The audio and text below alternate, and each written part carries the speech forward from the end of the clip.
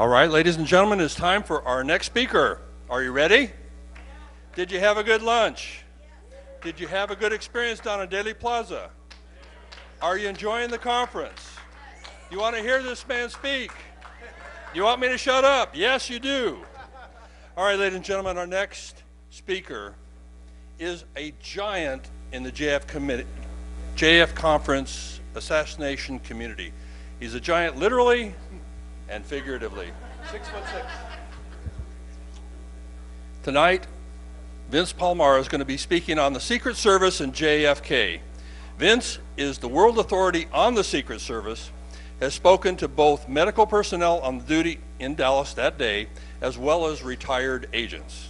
He discovered that at least 3 Secret Service agents who crossed the line, past simple laziness or incompetence, and either cooperated with a conspiracy or allowed it to happen. Ladies and gentlemen, please give a warm welcome to Vincent Palamara. Thanks a lot.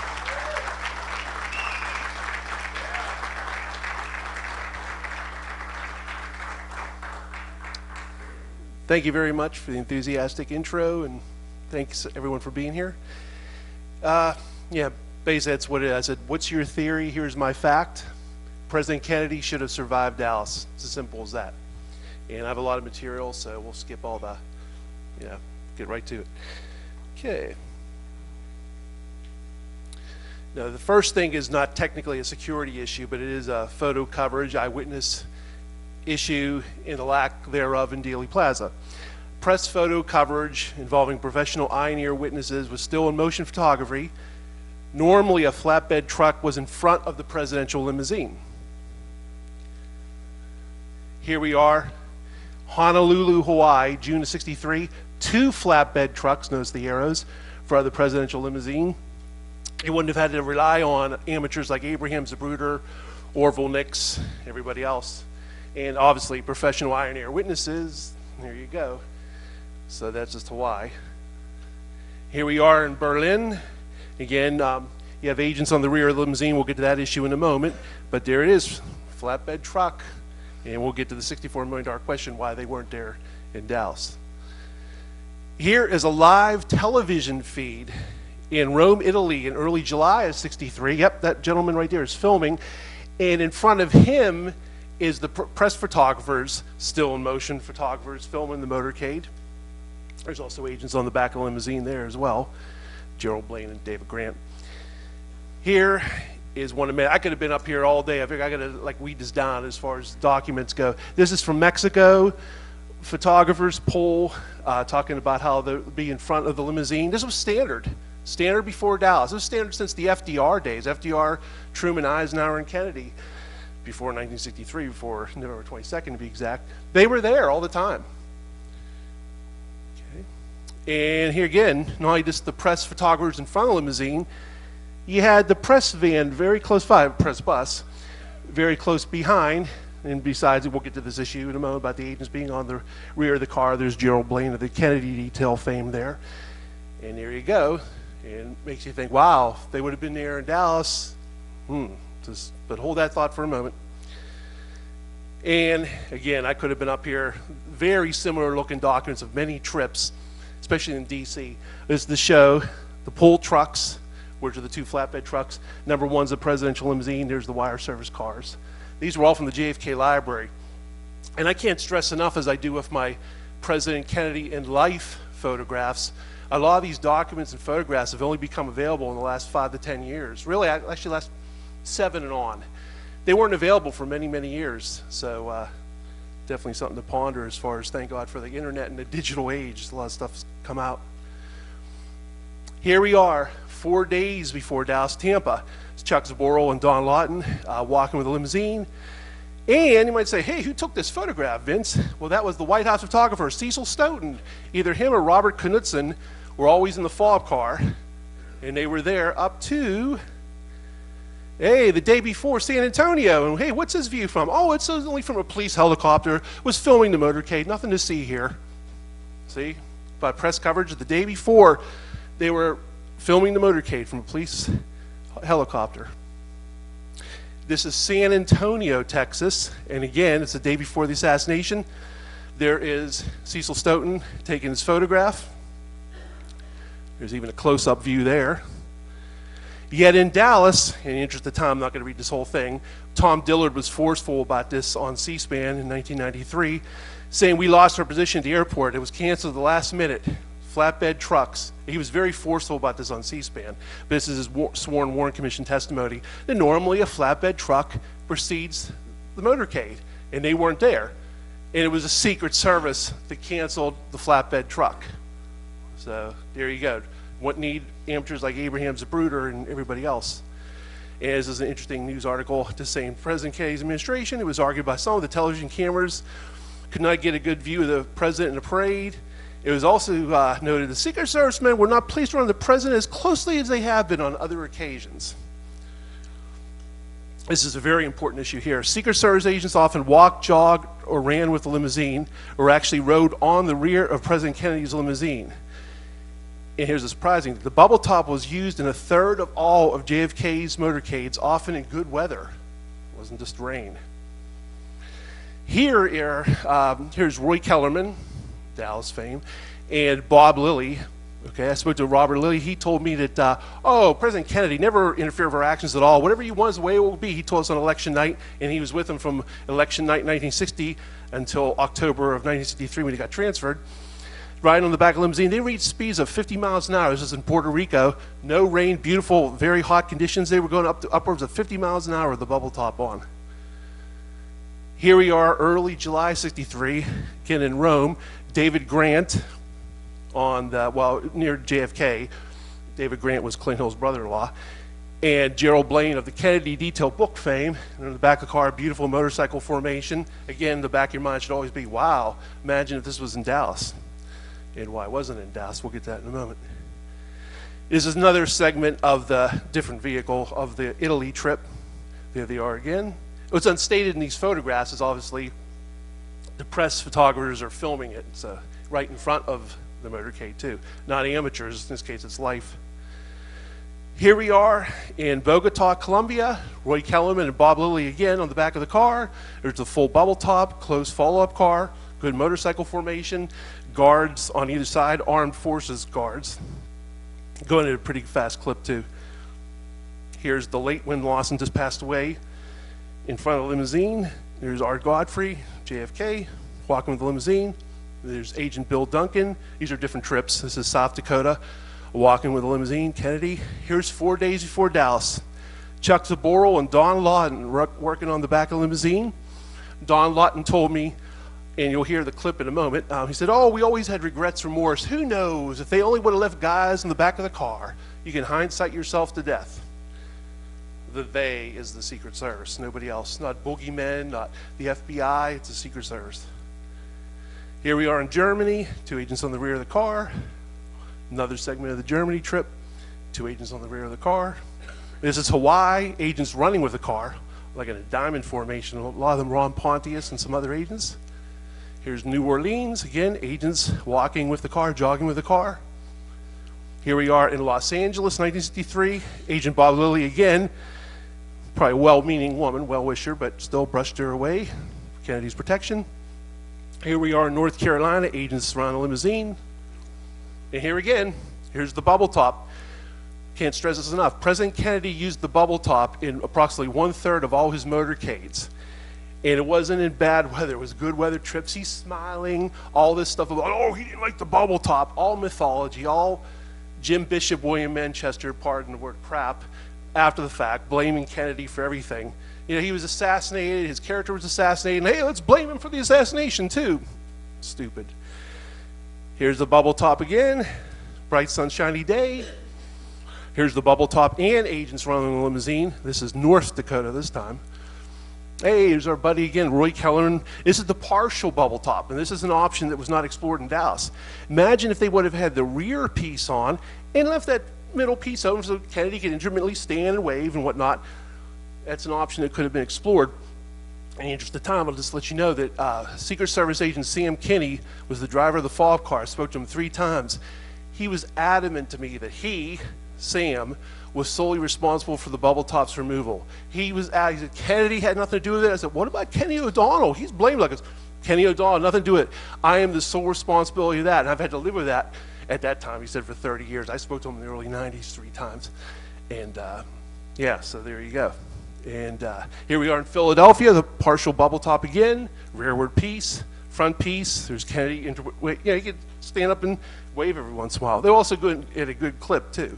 It wasn't like they were going 11 miles an hour.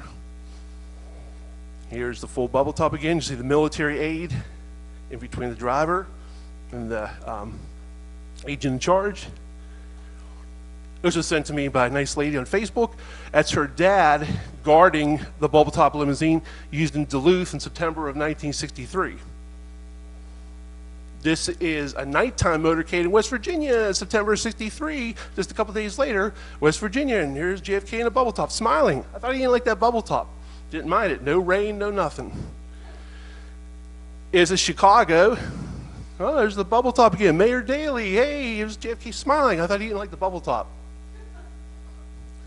Here it is again at a military base in the South. I'm not exactly sure right off. I think it might be Tennessee, but in any event, there's the partial bubble top.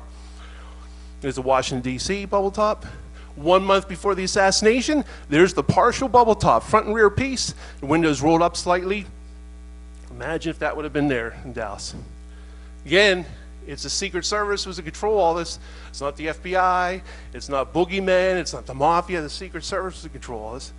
And there's agents surrounding the car in the Orange Bowl, Miami. There's Agent Bert DeFries in the back of the car with the full bubble top in Ireland, of all places. There's Agent Walt Coughlin, named these men because I spoke to them, in England with the bubble top. There's agents in the back car in Boston, I think somewhere around mid-October, 63. There's Mexico, Clint Hill in his jackie in the back of the car, full bubble top, running with a limousine, scorching hot day, no rain. Oh, Kennedy didn't mind the bubble top again. Take Jim Bishop, going to Manchester office of the War Report, with a huge grain of salt. Don't believe that stuff about blaming Kennedy. He's not around to defend himself. Yet in Dallas, Kennedy is literally a sitting duck. Look at that. No motorcycles by the car, no agents, obviously no bubble top, no nothing. I mean, somebody in the crowd could have threw something at him. That's terrible, terrible. Okay, and here is, look at these arrows. First one, furthest on the left, is Don Lawton. The other agent is Hank Ribka. The other one's Jack Reddy. And there's a little confusion. Part of the confusion is by myself. For the longest time, I got the two agents confused. I thought it was Don Lawton, it was Henry Ribka. Oh no, it turned out it was both agents were actually there walking, jogging in a limousine. It's only Don Lawton that shows up with the more famous video footage we'll get to in a second here. Here they are. This is on the left, Agent Ribka. In front of him is Don Lawton walking with a limousine. I discovered this in 1991. Obviously I didn't film it, but discovered in 1991 raw footage from WFAA, the ABC affiliate in Dallas.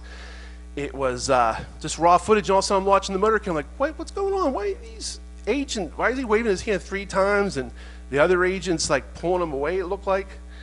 And here we go. Let's see here. Get this video going. Hold on a second.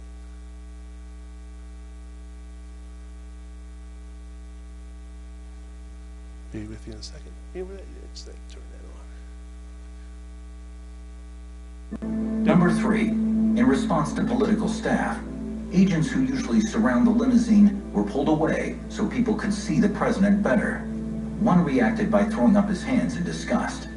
3 times he protested, what would prove to be a fatal error. Kennedy was killed by the 3rd shot from a sniper rifle, well after agents, if they had been nearby, could have pulled him out of harm's way. Number 3, in response to political staff, agents who usually surround the limousine were pulled away so people could see the president better. One reacted by throwing up his hands in disgust. 3 times he protested, what would prove to be a fatal error. Kennedy was killed by the 3rd shot from a sniper rifle, well after agents, if they had been nearby, could have pulled him out of harm's way. Just a brief note on that. That was Discovery Channel, Secrets of the Secret Service. I was a researcher on that, and yeah, it was actually almost like an official Secret Service documentary. They had actual real Secret Service agents of the present time, at that time, 10 years ago, and some former ones. And to my great amazement, they included that video clip. I didn't think they would touch it with a 10-foot pole, and they put that in there. And again, why was that agent being waved away? There you go. It was a Secret Service decision. Number 3. And then, again, imagine if those agents would have been there. Protective function. At the very least, a rear shot would have been blocked, even a frontal shot. They could have witnessed something. They could have jumped on them, prevent it. You know, less people around, less professional eye and ear witnesses. Got to think of that factor as well. Here we are, September of 1960. Well, we'll get this now. JFK and LBJ, oh, they rode in 2 official motorcades together. Dallas, okay, the Texas trip, and also when he was a candidate. And there's, you know, there's the local armed forces next to him and whatnot. He didn't mind them back then. And here we are, he's shaking hands with Chief Curry. And even though Secret Service were not officially warranted with, you know, guarding the presidents at that time or presidential candidates, there is an agent right there from the local field office, and behind him on the other side are other agents in armed forces and police. And again, he didn't mind that when he was running for the presidency in 1960 in Dallas. Gets hit, you know, 3 years later, another motorcade, LBJ, first time since then, and there's nothing. And in the interest of time, I'll just kind of go through this a little bit. But again, I spoke to these gentlemen starting in early 1990s. It's before the internet really kicked in. There was computer bulletin boards, but basically, I was just an amateur stranger on the phone calling these guys. They lived in all parts of the country. I was a little amateur me. I was only in my mid-20s at the time. Didn't have a book out. Didn't have hardly anything. Nobody really knew who I was. And I just asked them the same thing. And they kept on like they were reading cue cards. The #1 agent of the White House detail, well, I'll get to him in a second. I'll get to James Riley. Chief, no president will tell the Secret Service what they can or cannot do. That's what he testified under oath to the Warren Commission. Okay? Actually, this... okay, now I'm on the right spot. Okay, yeah, President, this is basically debunking the whole idea about the president being the boss of the Secret Service, which isn't true. And there you go. And then his predecessor, Huey Ballman, said the same thing, that he could legally countermand a direct decision by the president. This is a story that came out in the AP November 15th, 1963. It stated that the Secret Service can overrule even the president where his personal security is involved. George McNally, former agent, agreed. Again, in the interest of time, Mike Riley, Bill Carter. Harry Truman agreed, said the Secret Service was the only boss the President of the United States really had. Lyndon Johnson's on record saying the same thing. Bill Clinton, quoting those 2 gentlemen in 1999 in dedication to the Secret Service building in D.C., said the same thing. I have to agree, that's true. They are the only boss we have. No boss when it comes to security, mind you. Okay. And again, just more of the same in the interest of time. Basically just saying the same thing. You know, there's contemporary news articles saying that this whole thing, people have a tendency to think it's very natural thing. Hey, he's the commander-in-chief, he's the president of the United States. A little Secret Service, come on. When it comes to the president's security, the Secret Service is boss, not the other way around. So don't believe Bishop Manchester, Gerald Blaine, or Clint Hill in their books about that. Not true. Again, Kennedy ordering agents off the limit. This is what I was about to get to before when I was talking about the agents I spoke to. The #1 agent of the White House detail, Gerald Blaine. I don't remember Kennedy ever saying that he didn't want anybody in the back of his car. You talk about a moment that made me want to drop the phone in shock. You know, David Lifton talks about the Seibert and O'Neill report, you know, was his linchpin moment. He couldn't believe the surgery of the head area. He was reading this. When he told me this on the phone, I'm stammering. I can't believe it. I don't remember Kennedy ever saying he wanted him in the back of his car. This is the #1 agent with Kennedy he was with the Secret Service from FDR to LBJ, but he was with Kennedy from election night up to, well, he wasn't there at the time. He was on vacation, but we'll get to that in a moment. #2 agent, Floyd Bourne, was adamant to me 3 different times. JFK was very easygoing. He didn't interfere with our actions at all, never did. He was a very nice man. And he said the same thing. And Bill Adams, I don't know, whatever happened to this researcher from California 20 years ago, good guy. Him and I pried out of the JFK Library release of Floyd Bourning's 1976 oral history of the JFK Library. And he says that JFK and his staff were very cooperative with the Secret Service. Nothing about, oh, he ordered us off the car and all this other stuff.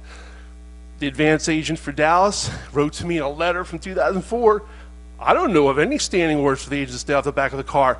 It never came to my attention as such. Winston Lawson was the lead advance agent. If anybody's going to know about it, would be him. He didn't know. Phew. Art Godfrey, same thing. Shift leader. These are the brass of Secret Service. Not like little, like Gerald Blaine is a buck private. These are the guys who are, the top guys. He's saying the same thing. There's no truth to this thing about Kennedy ordering us off the car. It's baloney. C.M. Kinney, driver of the fob car in Dallas, Tampa, and many other stops, said the same thing. Oh no, there's no truth to that at all. And you'll get to hear some of these audio clips in a moment. Bob Lilly, like I mentioned before, he was extremely cooperative. Whatever you guys want is the way it will be. Don Lawton, he said, not only did he say to me that, if only they would have left guys in the back of the car, you can hindsight yourself to death.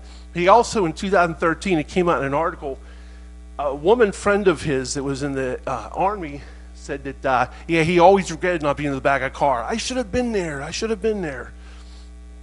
Dave Powers, arguably Kennedy's best friend on countless motorcades, said the same thing. In a letter to me from 1993, the agents never had to be told to get off the back of the car. And two researcher friends of mine, independently of myself, spoke to Dave Powers and conveyed the same thing to me. And they were excited when they read it. Vince, you're not going to believe he said the same thing to me. I actually spoke to him at the JFK library in the 80s and 90s, whatnot. Says, oh no, he didn't have time for that. He's too busy running the government to look back with his bad back. I don't want you guys on the back of the car. People don't think about the logistics of this stuff. And again, it's just more, this whole thing about Kennedy ordering agents off the limo is debunked. Sam Solomon I spoke to, Frank Stoner, Gerald O'Rourke, agents on the Texas trip, Vincent Bras, famous for protecting Truman during his assassination attempt, Larry Newman. Here's an interesting one. Gerald Blaine, the author of the Kennedy Detail, years before his book came out, said, JFK was very cooperative. He didn't interfere with our actions. President Kennedy was very likable. He never had a harsh word for anyone. He never interfered with our actions at all. And when I relayed to him this thing, if you ever read William Manchester's book, The Death of a President, is a big deal made about, supposedly Kennedy said, get these Ivy League charlatans off the back of my car. A lot of agents said it wasn't true. He just said, I heard it from the guys. I can't remember who said it. I can't remember. You might say, okay, what's the importance of that, Vince? Blaine's memory got a whole lot better 5 years later in his book. He said, I heard it loud and clear over my walkie-talkie. President Kennedy said, get those Ivy League charlatans off the back of the car. But he told little old me about 6 years before, I heard it from the guys. I can't remember who said it. And what really kills it is Florida Congressman Sam Gibbons, in a letter from me from 2004, I rode with Kennedy every time he rode. I heard no such order. As I remember it, the agents rode on the rear bumper all the way. Kennedy was very happy during his visit to Tampa. And this is amazing. The audio is real bad. It's on my YouTube channel, so I didn't put a clip of that. But Rocky Stone, Fort Worth, Texas policeman, that day on NBC, he said, and you can read this for yourself, but I'll just basically, he said, and again, he little slip of the tongue the way he spoke, so there's a little bit of weird grammar, but he said, they said that he always went by their decisions to protect him, that he was always considerate of their fact, that he never tried to do anything that they thought was against the rules in which to protect him.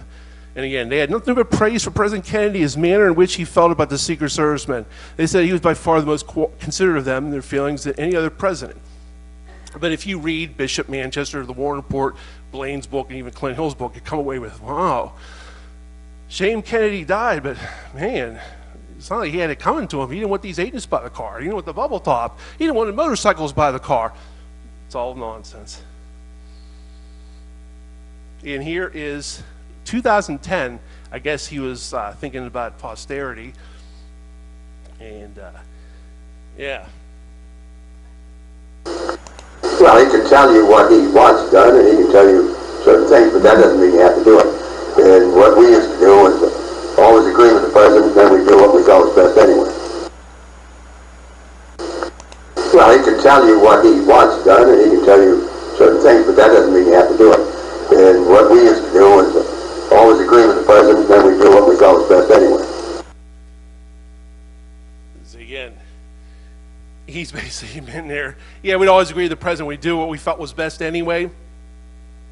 The president wasn't the boss of the Secret Service, and even if he wanted to, I think he was being just a little jovial about it, but they did what they were going to do anyway. President Kennedy was thinking about his speech. He was thinking about legislation. He was thinking about world events with his bad back even. The last thing he was thinking about is, why is our Godfrey back there? Get him off that car. People believe that stuff. Can't believe it. And yeah, we'll play these. Now, some of the audio is a little up and down. Keep in mind, early 90s, phone connections and whatnot. But yeah, some of the actual interviews, and all these gentlemen have passed away. Yeah, Sam Kinney, driver of the follow-up car, which you can see, there he is. I'll play this in a moment. And Floyd Boring and Gerald Bain. And yeah, they're all denying to me that President Kennedy ever ordered him off the car. One of the other things I found out interestingly enough is there's no truth to this thing about supposedly Kennedy ordered the agents off the back of the limousine. No, he had nothing to do with that. I figured that, because you know what? William Manchester makes the claim that Floyd Boring was ordered by Kennedy, and I'm quoting what it says in the book, it says, keep those Ivy League charlatans off the back of my car. That is false. Yes, I don't take it as the gospel, but I know other people have. I can't tell you how many times I've seen it repeated where President Kennedy told the agents, I guess yourself and other people, get these men off my limousine, don't do this. That's true. Okay. Very nice man. Yeah, it's... Never interfered with us at all. That's... I had been on the trip before. Trip where the last vacation he had. Oh, okay, the one in Florida. That's right. Oh, okay, yeah. Yeah, there's something relating in his book about that, too. Supposedly, he makes it out like President Kennedy was real authoritarian and ordered the men off the back of the limousine. No, that's not true. I didn't think that was either. Yeah, Rufus Youngblood, it was one of the things he told me. He says that don't believe Manchester or Bishop. It's Kennedy didn't say that. He didn't want anybody on the back of the car. Head of the White House. Yeah, definitely take the one from Kennedy didn't say that. He didn't want anybody on the back of the car. Kennedy didn't say that. He didn't want anybody on the back of the car. know what I mean? Well, I know that, but you still have regrets, remorse, whatever. Who knows if they left guys on the back of the car or something. You never know. You second guess. You can hindsight yourself to death. You know what I mean? Well, I know that, but you still have regrets, remorse, whatever. Who knows if they left guys on the back of the car or something. You never know. You second guess. You can hindsight yourself to death. This is the lead advanced agent for Dallas, Winston Lawson. Keep in mind, the lead advanced agent for Dallas, Winston Lawson. This is an amazing letter he wrote me in January 12th, 04. I do not know of any standing orders for the agents to stay off the back of the car. After all, foothold and handholds were built into that particular vehicle. I am sure it would have been on a case-by-case basis depending on the event, intelligence, threats, etc. Keep in mind, ostensibly, officially, allegedly, there were no threats found in Dallas. Jerry Bain, a special agent in charge of the White House detail, as it was known then, Presidential Protective Division currently, would have been privy to that type of info more than I. See my other video where Bain adamantly denies that President Kennedy ever ordered the agents off the car. However, it never came to my attention as such. I am certain that agents were on the back on certain occasions. Again, I do not know of any standing orders for the agents to stay off the back of the car. However, it never came to my attention as such. This totally debunks the Kennedy detail. Here's the fateful Tampa motorcade of November 18th, 1963. This is Congressman Sam Gibbons. There's JFK, Senator Smathers, Agent Don Lawton, Agent Chuck Zaboril, Agent Floyd Boring, Agent Bill GREER.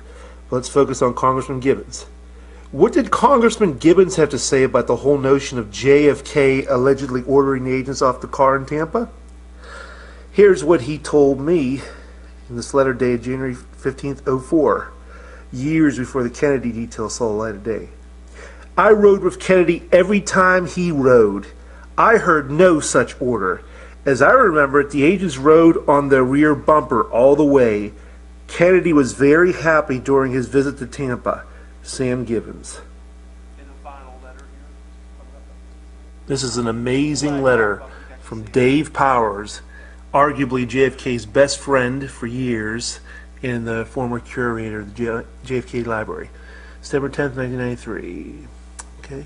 Also, unless they were running along beside the limo, the Secret Service rode in a car behind the president. So no, they never had to be told to get off the limo. And some actual clips of motorcades here. Interesting time. I thought it would be good to play these clips and show some of the letters. One thing the guy at a lectern is in there and tell you that'd be good to have, even with some of the audio visual. Yeah, some of the audio goes up and down depending on the source, but actually hear them. And again, a lot of these gentlemen, well, all these gentlemen have passed away now, so. Thus, the motorcade through the streets of Berlin began. The entire route was lined with people who had waited hours to see the president, the man dedicated to the defense of peace and freedom. Never before had the Berlin Agents on the rear of the car, standard stuff. The audio is not important on these clips. They're just, you got the Irish jig music in there. It's from Trip to Ireland. Hey, there's the press pool in front, filming the motorcade. Look at all those motorcycles. In a moment, you'll see some of my, I like to call them friends, but I don't know if they think of me that way, but some of the former agents, Sam Solomon, Gerald Blaine of the Kennedy detail, Ron Pontius, Win Lawson's also on the back of the car there. They're using the fob car because the limousine broke down. I think it was in Belfast, one of the legs of the trip. Sometimes you'll see the SX-100, sometimes you'll see the halfback. Here we are in Italy. It's Win Lawson on the left getting on the back of the car. There's Gerald Blaine of the Kennedy detail. Ooh, forget you saw that clip. Gerald Blaine said that they weren't supposed to be on the back of the car. Ooh. Note the sarcasm. Was killed. The Secret Service agents normally walk directly beside the car on either side. We do not see any in this photograph, but usually 2 or 3 Secret Service agents will walk on either side of the car so that they are there to spot anyone who looks like a troublemaker. That was from that day. It's Ron Gardner. And this is amazing. This came out a few years ago on YouTube. Again, the audio is not important for this part. This is JFK's trip to San Diego. And you're going to see, and they're even going to note it in the narration in a moment, a whole bunch of Marines on each side of the street. You're going to see the press buses and front press flatbed trucks, I should say. Knowing that the president's about to go by. The band in the background, Crawford High School band, striking up. Hoping that the president will be here any moment and wanting to You can see them right there. The narrator says they're 5 or 6 feet apart. May I again point out that the picture you see is not from 54th and El Cajon. The 2 press trucks, including a live mobile feed, still in motion photography, and more importantly, Marines facing the crowd 5 to 6 feet apart. It's from a vantage point about 4 blocks west of where we are, looking west and seeing the first of the motorcade as it goes by.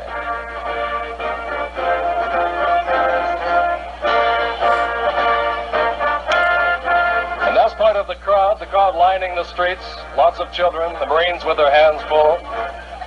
The motorcycle officer, I understand, has been instructed to make sure that everybody does not get out into the street. No reports of whether or not he has run over any toes or not, but doing a good job of keeping them by. Now, the presidential motorcade is approaching 54th and El Cajon. Everybody here is on his feet. The people are beginning to cheer. The people behind me are, of course, quite expectant. And get a little sneak preview of something you'll see in a second. Again, the audio is not important. First car coming by our camera at 54th and El Cajon. Building rooftops were often guarded between the FDR and JFK days. That's another reason why it looks like a sitting duck in a car, and he wasn't. Secret Service agents normally walk directly beside the car on either side. We do not see any in this photograph. But usually 2 or 3 Secret Service agents will walk on either side of the car so that they are there to spot anyone who looks like a troublemaker. Now keep in mind, in the nation's grief, all those details are going out one ear out the other. Like my mom and dad told me, you're still doing great. Said, Vinny, 9 people could have killed Kennedy. We were so consumed with grief. Those details you're throwing at me that day, when one ear not the other, about agents not being by the car, we didn't think those thoughts. We didn't care we lost our president. So it's only years later, looking in hindsight, you hear, what's Ron Gardner talking about there? And there you go. This is, you saw a still photo of it, but this is, again, all through the South American trip, the bubble tops in the back car, no rain, agents on the back of the car. Armed forces were on both sides. Look at that. Unbelievable.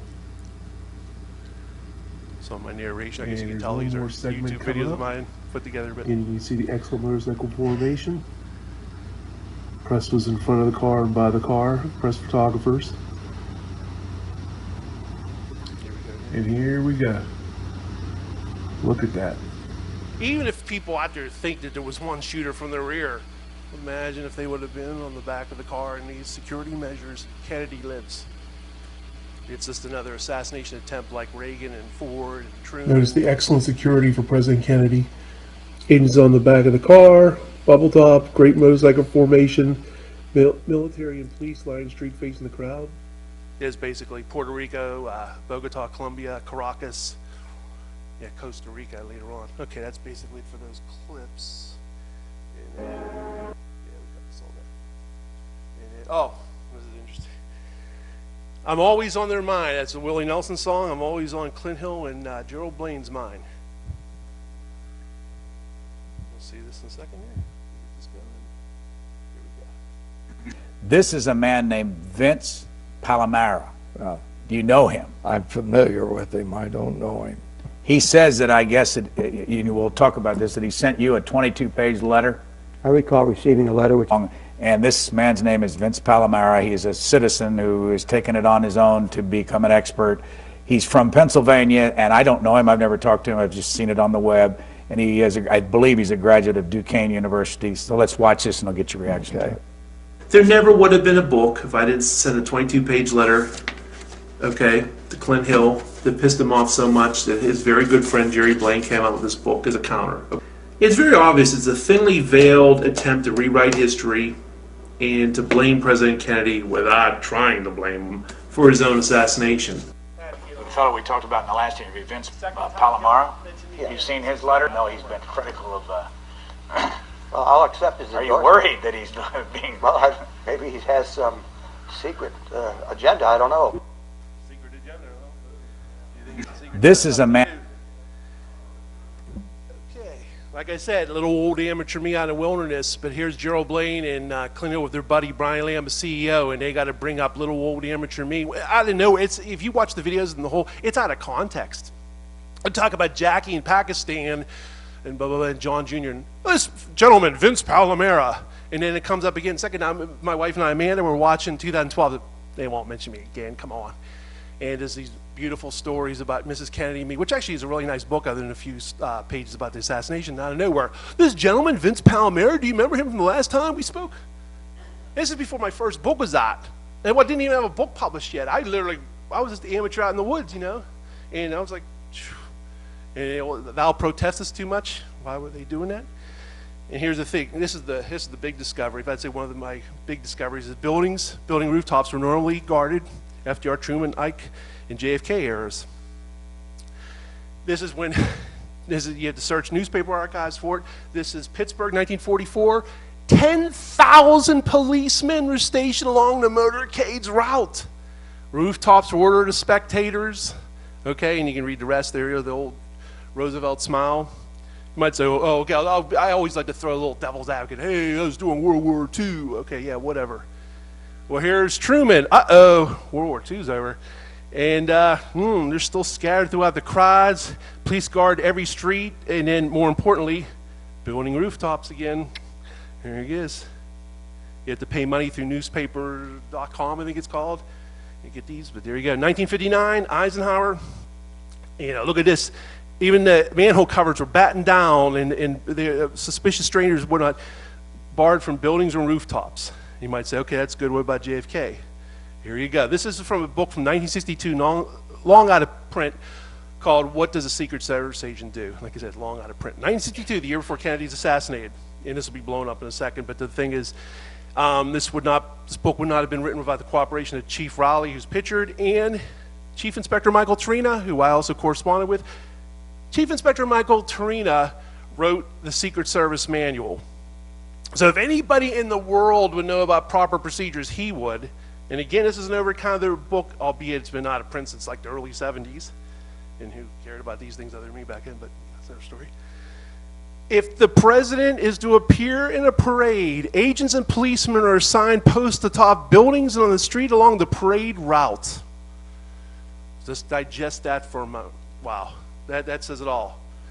And then obviously other tremendous information. Exceptionally large crowds are expected. The Secret Service may call upon the armed forces to station troops along the line of march. Agents of the White House detail ride in the same car. Others will walk or trot alongside, while still others ride the automobile in front of them behind the presidential car. This was standard stuff. And again, what should be in the back of your mind is, look, it's a Bruder film. There's like no one by the car. It looks like a sitting duck. Gee, I wonder why. This is 4 days before Dallas. This only came out in the late 1990s, thanks to the ARB, thanks to Oliver Stone's JFK and the JFK Act. This only came out in like 1999. This is the Tampa Final Survey Report. The sheriff's office secured the roofs of major buildings in the downtown and suburban areas. Now, obviously, we know officially those buildings weren't guarding Dallas or Dealey Plaza or Main Street or nothing. There's spectators all hanging out of the windows, nobody guarding rooftops, but this was the longest domestic motorcade President Kennedy ever had, 28 miles. And I also spoke to Russell Groover, who was the lead motorcycle officer in Tampa. He said, oh yeah, there was on every multi-story building, there was armed guards with shotguns and Thompson submachine guns ordered to shoot if anything got out of control. And he started out, he goes, oh, we want to make sure that our boys weren't in there on harm's way, but they had a diamond formation, which was much better in Dallas. And I said, well, okay, multi-story. Well, what about single dwellings? Since we had the military and the police lining the route to cover them, because they were more at eye level, like as ranch level, but anything 2 stories and up, they were guarded by, and again, it's not going to be in photographs a lot of time. I have a few, but usually people are looking at Kennedy. They're not looking up there and, hey, look at that armed forces guy. That's like Arnold Rawlin. Some other people testified about, well, they thought it was Secret Service guards. So some people knew that that was standard procedure back then, but it's an amazing document, only 20 years ago. This is from Pittsburgh, PA, in the interest of time. Basically, it says here, when he came to Pittsburgh, all the buildings, culverts, bridges were guarded. They had armed detectives ordered to shoot if anybody even opened a window and whatnot. And it's again before the assassination, not after, not as a result of the assassination. Oh, you're looking back with rose-colored glasses, Vince. It's only because of the assassination he did these things. They did this since the FDR days. There's a reason presidents survived before Dallas. Guard of 35,000 line streets to assure the president's safety, and helicopter manned the route during the entire motorcade. This is amazing, this one. President will have plenty of protection while abroad. The actual article isn't real meaty. It's good, but you might say, well, that headline's amazing, but what's it say? Nothing really amazing until this part. They asked local authorities to put police on top of buildings and along the streets. Bridges get special attention. Again, they asked local authorities to put police on tops of buildings, July '63. Interesting subnote about that article, when it was published by the Associated Press, many times that paragraph was omitted. It was only when I, again, paid money through newspapers.com, to my shock, I came across it and I thought, I already have this one. What? By buildings? Like, what's this about? And the rest is history. So a lot of times that wasn't even advertised. Maybe it slipped out and the Secret Service didn't like that. JFK went to Nashville. The Nashville Banner, Bill Adams, good researcher friend of mine from like 20 years ago, he got me the original Nashville Banner newspaper, kind of disintegrated through the years. It was yellow and falling apart, but it had this in here. And thank God in 2013, JFK Nashville was published by the Nashville Banner, and thank God they had this reproduced. There it is. The men took their posts at 8 a.m. and remained at their rooftop stations until the president and his party passed. Even if there's some out there that think, well, I kind of think one person did do it, Vince, sorry. All right, have your one person. I don't believe that, but let's say it. Building rooftops are manned, history's changed. There you go. And obviously, I believe there's conspiracy, but I would like to throw it out for the Doubting Thomases. Again, interest of time. Spot on rooftops. Now, this is the inaugural, to be fair, complete survey of all buildings, water main, sewers, underground conduits. Thousands of troops guarded his routes. Here he is in Seattle. Got the two arrows about rooftops, building rooftops guarded. Here it is, an unannounced rot, some manning rooftops. Here is in Paris, rooftops again. And this picture's a little, those little arrows up there are actually the Paris police, the gendarmerie, I guess they're called. They were all on all the rooftops there. This came out December '63 and really angered the Secret Service. Former Chief Baumann, rule violation cited in JFK assassination, clearing of buildings on Parade Route called fundamental. And he said this was true in Washington, D.C. motorcades, and also all out-of-town motorcade routes. Chief Baumann saying that. Phew. But again, this is before Woodward and Bernstein, before the details. People cared about things back then, before tabloid press. You know, people, it was a more innocent time. People believed things they read about, and something like that would have went in one ear and not the other. Yet in Dallas, does it even be said, rooftops weren't guarded. It is basically an article after the fact, a couple of days later, saying, the decision to post policemen or other agents on rooftops and in buildings always is one that must be weighed against the manpower requirements. So it acknowledges that it was something that would happen, but trying to make excuses for him. Meantime, 28-mile motorcade in Tampa. Multi-story, they're all armed guards everywhere. Police motorcycles normally rode in great numbers all around the limousine. I'm going to speed this up. I only have a little more. And it says 65 cycles, 65 motorcycles. Do I even have to say how many were around the limousine in Dallas? Look at this Zapruder film. Here we are in England. Here we are in France. Here we are in Rome. There's another thing in Rome here. This is Tampa going very fast. That's why it's blurry. That's Agent Chuck Zapruder in the back of the car. Here we are in Germany. Here we are in Milwaukee, and I love this. Police Captain Dahl said, we have to police the tops of buildings too, and all bridges and viaducts along the route. There it is, matter of factly, there it is. There's the down formation, but note that thing about the buildings again. Buffalo, New York, row of motorcycles, Buffalo, New York. Here we are in New York, New York, all surrounded. Good police by limo. Here we are in New York again. Here we are, these are different trips in New York. This is Tampa. Look at that beautiful, in Russell Groover, the gentleman I mentioned before in the lead. Here's San Antonio, Texas, the day before. Look at the rows. The House Select Committee made a great deal about this, uniquely insecure in Dallas. Indeed, look at the rows of motorcycles. And we already knew the police helicopter was manning a ride overhead filming. There's San Antonio again. Look at Houston. Look at that. Unbelievable. Yet in Dallas, the day before, November 21st, there were supposed to be 2 more motorcycles on each side. They weren't there. They were called away by the Secret Service, which Belford Lawson, the House Select Committee, noted was a unique occurrence, and in the final draft, he said it was a uniquely insecure. There's Mr. Lawson, who felt that 8 motorcycles were too many, so he moved them aside. There's Marion Baker of the Dallas Police Department said, yeah, they didn't want us by the car, testified to the Warren Commission. So did B.J. Martin. They instructed us that they didn't want anyone riding past the president's car, and we were to ride to the rear of his car. I think that's all, officer. Kind of reminds you of Zapruder. Oh, that's enough, Mr. Zapruder, about shots coming from behind. Armed detective, again, I'll speed this up, but usually was a police detective's car in the motorcade. Again, this is just depicting that. In Chicago, they did get wind of a threat in Chicago. Again, there was prior threats before Dallas. Don Lawton rode on the back of the car. They had 6 motorcycles around the limousine, and they had a detective's car filled with armed men. Here they are in Pittsburgh, armed men in a detective's car. Here they are in Costa Rica, a jeep with military men and military men surrounding the agents surrounding the limousine. In Dallas, Chief Curry wanted the detective's car there. It was canceled. Will Fritz wanted his men there. They were canceled the day before. Here's Seth Canner. Will Fritz's men called off night before by Secret Service had planned to ride a closed car with machine guns and car behind President. And police and military lined the streets and buildings. And here we go, just basically saying that. This is just proving that.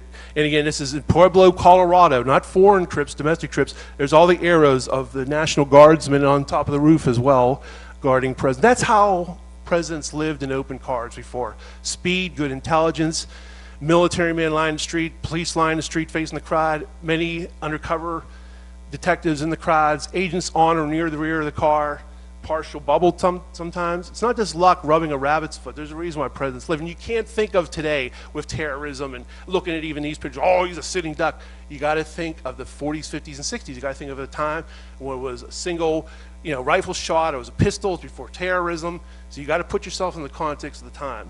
And again, there's a reason why presidents lived back then. Police on rooftops, police on rooftops.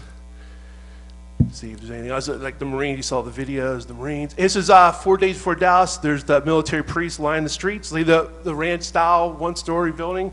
That's how they protected them. Don't have to worry about pulling a rifle out of a window there. Less obvious will be the thousands of plainclothesmen and West German police in the crowds. This is 1957, New York, Eisenhower. Partial bubble top, policemen on motorcycles and horseback, all surrounding a limousine. 1957, they could afford Eisenhower that president, protection. Don't fret, JFK will be safe abroad. And again, these are contemporary articles before the assassination. Yet in Dallas, Secret Service all secure. And famously, Kellerman said the advanced security precautions are the most stringent and thorough ever in the Secret Service history. And I think I only got a couple more minutes. So just one thing real quick. Agent Thomas Shipman, driver of Kennedy's limousine, he died of an alleged heart attack at Camp David, October 14th, 1963. Spoke to his family, said he had a clean bill of health. He was a Secret Service agent assigned to drive the car. He believed he was going to be the driver in Dallas. He died because he had family in Dallas. And obviously, he ended up being Greer, and Greer was very incompetent. There's Shipman driving JFK and Jackie. There's Shipman driving Kennedy in D.C. He died again a month before. I only found this out like 20 years ago, and a little old me out in the wilderness found out these gentlemen passed away. And the interesting thing, good, I'm almost done here. Chuck Zaboral, agent on the rear of the car, he served in the Marines of Oswald. What a coincidence. If that's a coincidence, it's a coincidence. But he served Camp Pendleton at the very same time of Oswald. So that's pretty crazy. My 3 suspects are Floyd Boring, who was the planner of the Texas trip, who was the man who gave out all the advance assignments and did all the advance work, and basically was the one who conveyed about JFK not wanting the agents on the car. Yeah, he tells me adamantly there's no truth to that. And again, I'll just fly through these. Yeah, Emory Roberts was my 2nd suspect. He was the agent who called back the men at Love Field and was in charge of the agents of the follow-up car, who did nothing. You saw that video before. Here he is, Emory Roberts. The next day, we saw the Umbrella Man in the Zapruder film. The next day, here's Emory Roberts holding up an umbrella for LBJ. Hello, you're supposed to be an agent. Worry about your pistol. Don't worry about an umbrella for LBJ. Jerry Kivett, looked like it's disgust to me. Emory Roberts went on to be LBJ's receptionist. So a current Secret Service agent, still current agent, went on to be LBJ's receptionist. Strange, to put it mildly. And yeah, it's basically Bill Greer is my final one. Bill Greer. This will be the final clip. It's only 40 seconds. Let Dave Powers speak for me. The president's friend, Dave Powers, now director of the Kennedy Library in Boston, remembers talking to a grief-stricken Bill Greer, the Secret Service agent who drove Kennedy's car. What if they'd sped out of Dealey Plaza after the first shots, but before the fatal one? I found it always, and so did he, but Bill, all those agents were very close to us, and that they felt so bad. If the driver of the president's car had stepped on the gas after the first 2 shots, yes, that president would be alive today, and he'd be 71 years old, and he'd be the director here.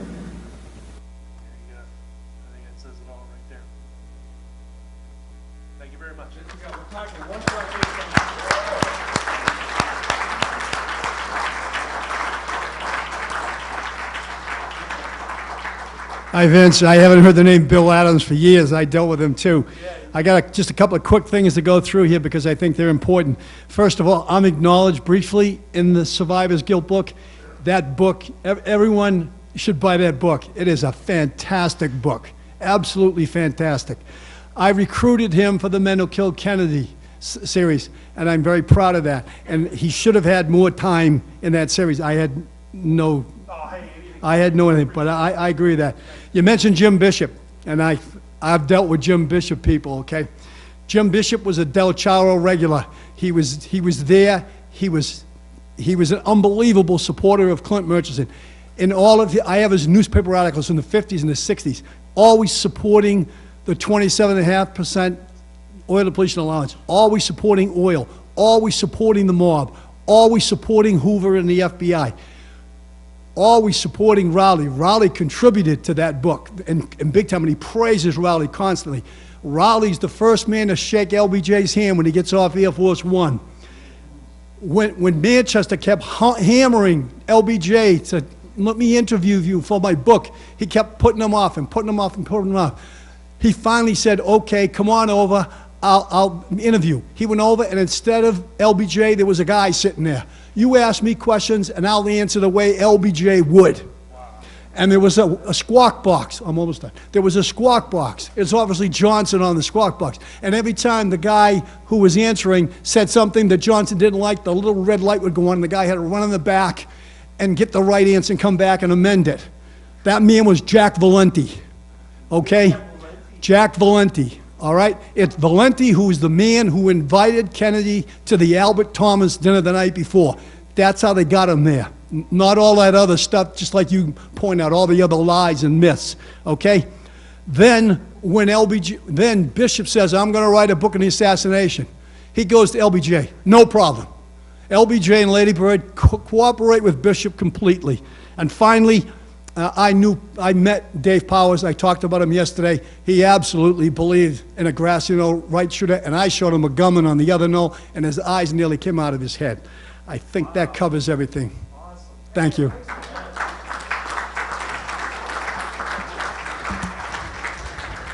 Ladies and gentlemen, give me another round of applause for Vince Palamara.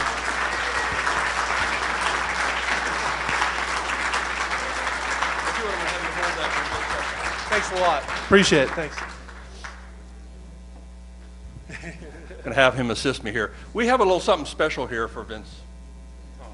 On behalf of the JFK Assassination Conference, we are awarding him with the Justice for John F. Kennedy Award from the JFK Assassination Conference for 2019.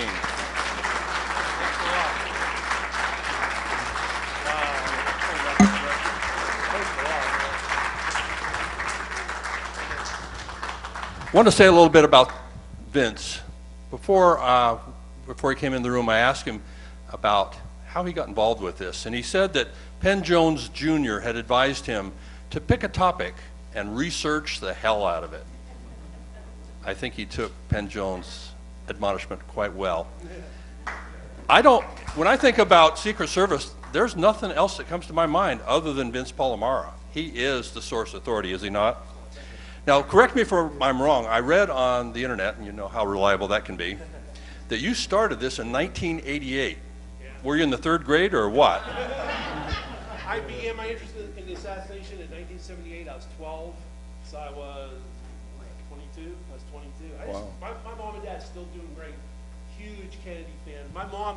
My mom still cries on certain occasions about President Kennedy. It really affected them deeply. So it affected me. I was born in 1966 after the fact, you know, and always has struck a chord with me, and then the rest is history. Now, don't get me wrong, I'm also interested in his life, too, but something about his assassination, and it would just make a long story very short. Like very short, like 30 seconds. What it boils down to is I got 4 days, that book, I know, I should know this, the Associated Press, UPI. Anyway, and there's a picture in there of Clint Hill by a limousine. I was interested in the show called The Wild Wild West, fictional show about the 19th century Secret Service, Robert Conrad. So I was already interested in Secret Service in a weird sort of way. I said, who is that, Mom? She said, well, that's Agent Clint Hill. Some reason it just resonated for me. From that moment on, I just started looking at the Secret Service. It was all secondary sources at first, but then I got into primary sources, and it was in the early 90s. In fact, I don't know if Dr. Weck's still here. He called me in 1991, and he doesn't even know. I don't think he was actually a linchpin for me. He says, you know what you should do? Because I even admitted at the time in 1991, I didn't actually speak to any agents. He says, you should do that. You should maybe think about primary research, in his wonderful voice. And I started to do that. So actually, Dr. Weck, wherever you are, it's your main impetus as well. So my parents and Dr. Weck. Yep. All right. One more time, ladies and gentlemen, Vince Palamara.